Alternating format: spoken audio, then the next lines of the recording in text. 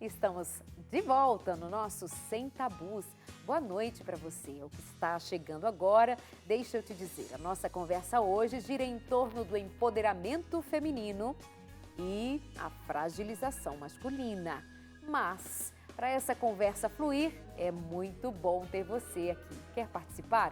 Fala conosco, deixe seu recado na nossa página no Facebook ou no nosso Instagram, ou pode ir no nosso canal no YouTube e se inscrever. E ali tem uma série de programas sobre os mais variados temas dentro desse guarda-chuva da sexualidade, que é muito amplo, que é muito interessante e faz parte da boa convivência conjugal, quando nós transitamos melhor sobre essas questões da nossa intimidade. E hoje não é diferente, nós não estamos falando propriamente sobre sexo, mas nós vamos falar sim sobre o relacionamento homem e mulher e que implicações tem o empoderamento feminino e a fragilização do homem sobre esta sexualidade, a expressão dela, a convivência, a relação homem-mulher. E isso é muito necessário de ser percebido como algo nosso.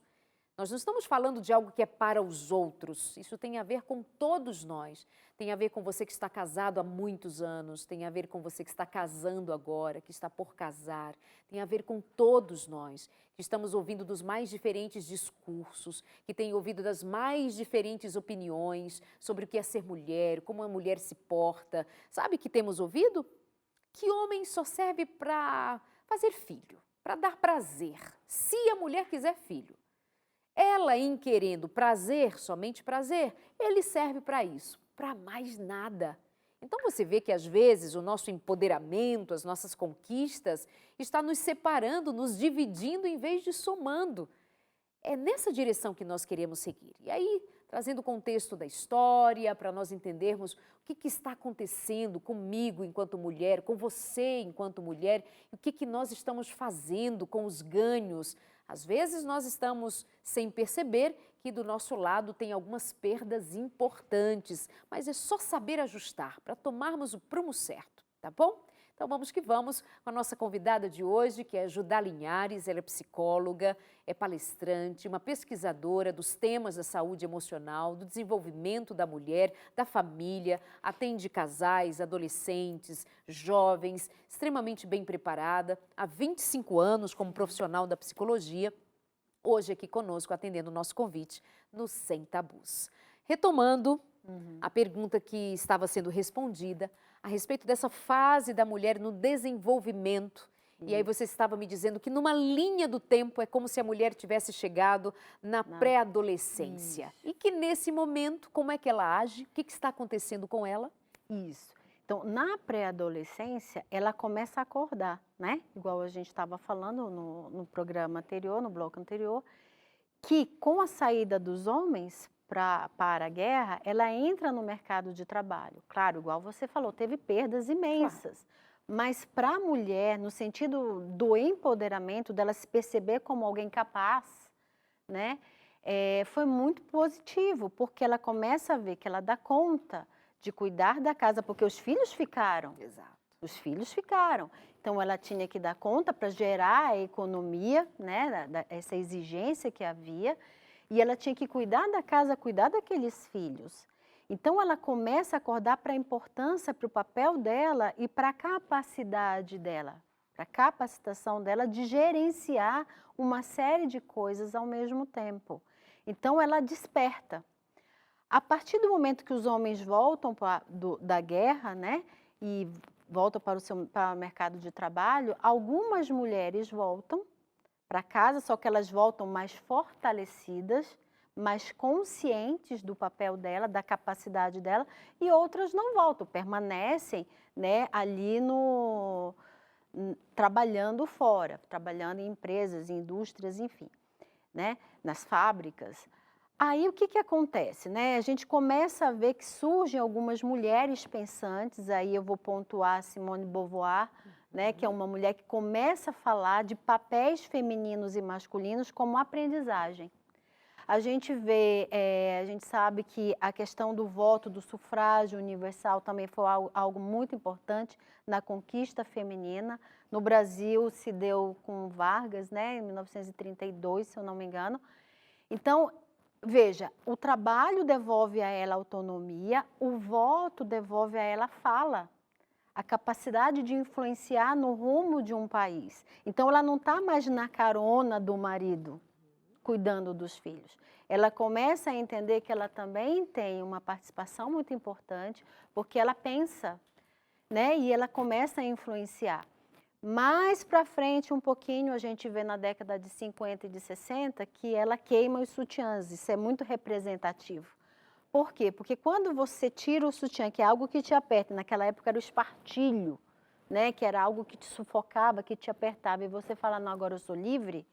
Na realidade, você tem um movimento aí da mulher dizendo assim, ninguém me aprisiona mais, porque agora eu vou ser muito consciente dos meus desejos e vou lidar com eles para realizá-los. Eu não preciso mais de alguém que me autorize a realizar, né? Eu não sou mais presa dentro de um modelo, mas eu posso escolher o modelo que eu quero viver. Então, veja, por que eu fiz todo esse apanhado histórico? Para que a mulher entenda, a mulher que está empoderada e que pretendem se empoderar, enfim, de milênios, né? Nós tivemos milênios de história onde a mulher se submeteu, né? Vamos dizer, ela foi reprimida na sua capacidade e que agora ela está numa fase de adolescência, porque aí ela entra na adolescência. Porque o que é a adolescência, tal qual eu vejo, né? Nesse movimento da mulher? A adolescência é quando você rompe, né, com uma idade de dependência. Você sabe que o adolescente, ele tem pavor a se sentir dependente. Ele é dependente, mas ele tem pavor. Então, ele faz um movimento de rompimento com essa infantilização e ele passa para a construção de uma identidade que é diferente daquela identidade construída por seus pais. Então, o adolescente ele vai construir a sua identidade, a mulher tal qual hoje, ela constrói uma identidade. Uma identidade onde ela se sente mais poderosa mesmo, né? Uma identidade onde ela rompe com essa repressão da sua capacidade, da sua fala. Mas ela ainda está formando a sua identidade, por isso que ela se perde um pouquinho. Tal qual um adolescente, às vezes, ele acaba tomando talvez algumas atitudes, né, que são às vezes um pouco nocivas até para a sua saúde emocional, mas que é importante para ele, por quê? Porque ele quer justamente conquistar um novo espaço onde ele se sinta ele. E para isso ele precisa fazer esse movimento. Então, eu observo na mulher, hoje em dia, que ela está rompendo com milênios de uma história, de uma tradição, de um papel que está no inconsciente coletivo feminino, porque essa história, ela não é só a história da mulher. Ela tem um inconsciente social, coletivo social, e no inconsciente coletivo masculino. Então, é um trabalho muito importante, muito forte, é um rompimento muito forte que ela está fazendo, porém, como ela ainda não sabe direito para onde ela vai, né, tal qual um adolescente não sabe direito para onde vai, eu acho que ela acaba, para se fortalecer, com medo de voltar a essa condição anterior, infantilizada, ela acaba talvez pontuando demais o seu papel. Pontuando demais a sua postura, a sua independência e negando, muitas vezes, a condição do feminino. Negando, muitas vezes, talvez uma autoridade que é importante para ela, que é aquela condição lá que ela tinha com o homem, né, lá no Éden, que era de complementariedade. Então, hoje ela fala, não, hoje eu sou autossuficiente, eu não preciso de você. É igual o adolescente fala isso, olha, eu não preciso mais de você, pai e mãe, né? Ele nega essa dependência, mas porque ele tem medo da dependência, não porque ele já seja independente completamente. Porque na idade adulta a gente sabe que existe o ser amadurecido, existe o quê? Um equilíbrio, onde eu tenho o meu papel, você tem o seu, eu respeito o seu, você respeita o meu e a gente convive juntos. Então, a mulher ela vai atingir a sua maturidade quando ela souber, quando ela conseguir, né, se posicionar de uma forma que ela consiga ter o autorrespeito que ela está conquistando, né? Mas que ela consiga também equilibrar isso respeitando a autoridade desse outro que é o sexo masculino, né? Obviamente que a gente está falando não no caso de todas as mulheres, né? Mas eu vejo, aí entra a minha experiência clínica, né? Por que que eu estou no seu programa? Né? Porque eu tenho uma experiência prática de 25 anos de atendimento de mulheres individuais, né? Mulheres, homens e de casais. Então, eu ouço essas queixas, tanto delas que não conseguem ter um companheiro, né? Dos homens que se apresentam, sim, lá no consultório entre quatro paredes, e eles pedem, olha, não conta isso para ninguém, né? Mas eles se reconhecem como mais fragilizados na relação, e do casamento. Né? Então, eu tenho percebido um movimento onde os casais não se acertam mais, porque a mulher ela se perde um pouco nesse lugar de autorização, é como se ela só trocasse de papel. Então, agora ela, né, não respeita o papel do masculino.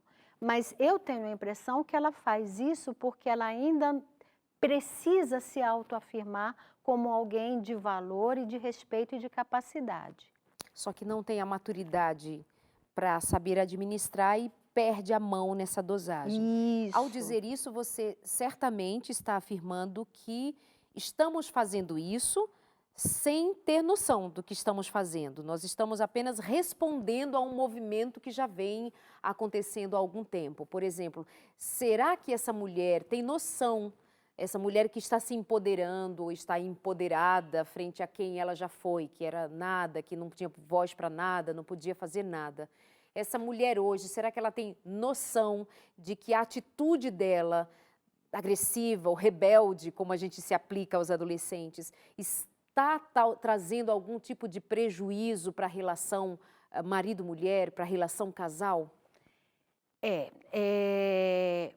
Eu acho que ela tem um pouco de noção, ela não tem tão consciente porque ela está no meio do movimento. Assim como o adolescente, ele não tem muita consciência do que ele está fazendo, mas ele precisa fazer aquilo, né? Então, vamos pegar o ponto positivo para a mulher. Você já deve de ter visto, o seu público também, essas campanhas que falam da beleza real da mulher, né? O que é a beleza real? Eu falo assim, né, que a mulher ela está saindo daquela condição da mulher manequim. A mulher manequim é a mulher emplastificada, aquela mulher que não envelhece. Já viu a mulher manequim? Não envelhece. Tem sempre aquela mesma forma, né? Ela está sempre daquele mesmo aspecto. É só a pessoa vai lá, muda de roupa, põe um sapato ou outro, né? Mas ela continua a mesma forma, como se aquilo fosse a representação da felicidade da mulher. A mulher feliz é a mulher que é daquela forma. E hoje se tem uma campanha publicitária até de alguns produtos de beleza que fala da real beleza da mulher, que a mulher ela está feliz desde que ela se sinta bem com ela mesma. Isso é um ponto positivo, né, desse empoderamento, quando você se aceita do jeito que você é. A mulher, como que eu vejo agora, né, assim, imagina uma borboleta, tá?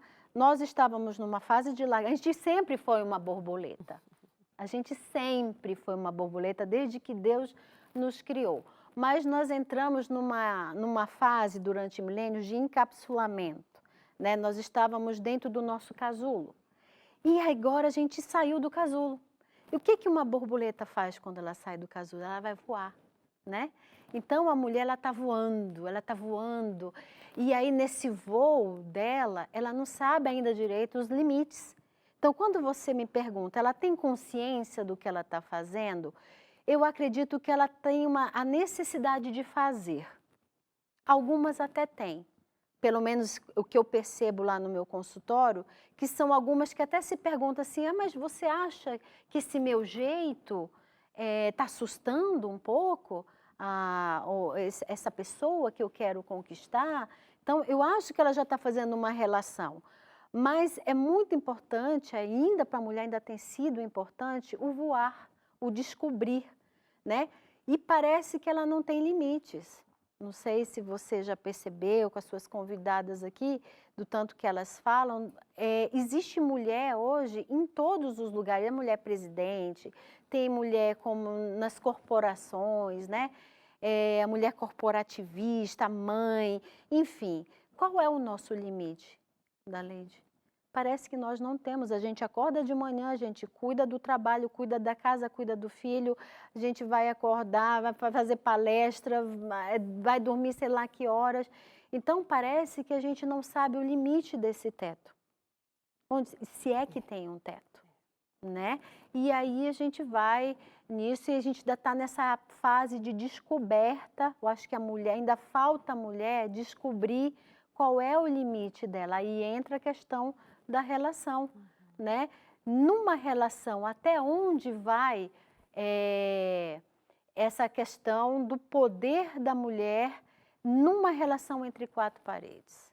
E quando nós estamos falando de interação humana, nós ainda precisamos perceber que essa interação precisa ter seus cuidados, seus limites, para não ser invasivo, para não ser agressivo, para não ser uma moeda de troca, para não ser vingança. Sim. Às vezes eu me pego observando mais atentamente e parece que às vezes nós nos colocamos numa posição de vingadoras.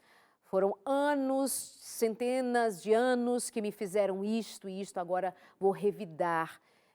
E o que eu trouxe em outro momento e vai aparecendo aqui enquanto eu for questionando, essa aversão até ao masculino. Todo homem é agressivo, todo homem é mau, todo homem é ruim, todo mundo, sabe, contra os outros. E esse é o ponto em que nós não podemos concordar. Nós concordamos que a mulher realmente descobriu que seus limites são altíssimos, mas nós não somos favoráveis a nenhum tipo de empoderamento que volte no que fora e continuará sendo o abuso, que é da violência contra as virtudes do outro. Homem e suas virtudes, mulher e suas virtudes, no encontro ao plano original que Deus criou para todos nós. É bem rapidinho, já voltamos para a última parte dessa conversa do programa de hoje. Até já!